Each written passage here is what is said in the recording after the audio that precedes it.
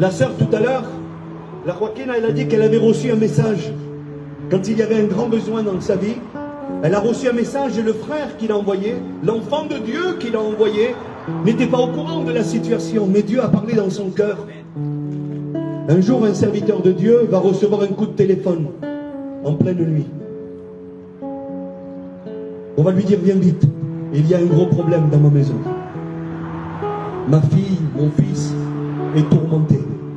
Il y a un esprit mauvais à la casa, bendejero. Alors le pasteur va vite se préparer. Et se va levantar, il va vite se préparer. Il va prier le Seigneur. Et puis il va y aller. Il va rentrer dans cette maison. Et puis je vais aller très vite. Il va voir le dégât que le diable avait causé. Une ruine. Je vous le dis aujourd'hui au nom de Jésus. Je me fais le porte-parole de Dieu. Et c'est par la foi que je dis ça. Si aujourd'hui vous n'avez pas Jésus dans vos maisons, votre maison est en ruine. Vous pourrez avoir la meilleure des peintures, mais les murs ne tiennent pas. Vous pourrez avoir le meilleur des lits, mais le sommeil, vous ne l'avez pas. Cette maison était en ruine parce que le diable avait fait un dégât. Que Jéhovah le reprenda. Amen. Alors il va commencer à prier, le pasteur. Il va prier, il va rechasser cet esprit mauvais qui était là. Et en quelques heures, en quelque temps, le Seigneur va accorder la délivrance à cette maison. Il va accorder la délivrance. Et puis le lendemain, c'était le jour de la réunion. Le pasteur arrive à l'église. Et puis dans son cœur, le Seigneur mettait ce désir de partager l'expérience qu'il avait vécue avec son église. C'est normal. Pour leur faire comprendre qu'il y a des gros besoins. Alors le pasteur va dire, voilà, frères et sœurs, Iglesia, hier soir j'ai été réveillé par un coup de téléphone, sans dire qui c'était, vous comprenez? J'ai été réveillé par un coup de téléphone, j'ai dû me rendre dans une maison, et il était 3 heures du matin.